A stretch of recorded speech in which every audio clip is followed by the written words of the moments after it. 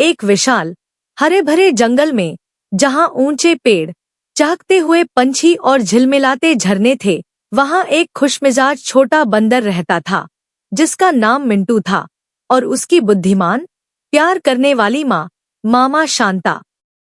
लेकिन अन्य बंदरों की तरह जो दिन भर झूलते, खेलते या सोते रहते थे, मिंटू और मामा शांता का एक बहुत खास काम था। वे जंगल के आधिकारिक स्वीपर थे।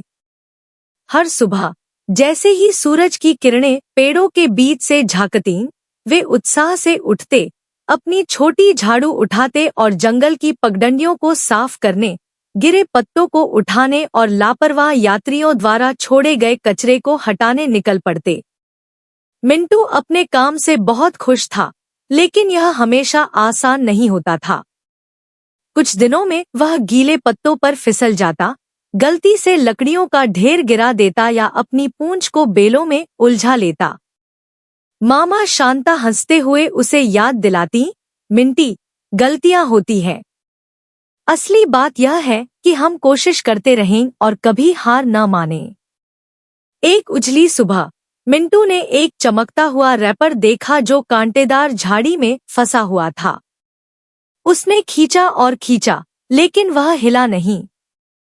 मामा शांता मदद करने आईं और कहीं, कभी कभी मदद करने के लिए धैर्य चाहिए, मेरे बच्चे। हमें धीरे और सावधानी से काम करना चाहिए। उन्होंने मिलकर धीरे धीरे रैपर को बाहर निकाला।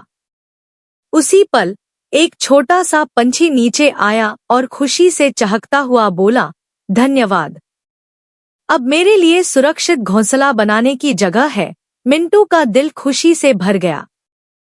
उसे एहसास हुआ कि एक छोटा सा काम भी किसी के लिए बड़ा फर्क ला सकता है। दिन बीतते गए और उनका मेहनत अन्य जानवरों के लिए प्रेरणा बन गई। गिलहरी छोटी छोटी पत्तियां लेकर मदद करने लगी, खरगोश लकड़ियां इकट्ठा करने लगे, और यहाँ तक कि हाथी भी पगडंडियों से बड़े पेड़ की लकड़ी हटा देने लगे। जल्द ही पूरा जंगल सूरज की रोशनी में चमकने लगा। जानवर और पंछी मिंटू और मामा शांता की तारीफ करने लगे और उन्हें जंगल के छोटे नायक कहने लगे।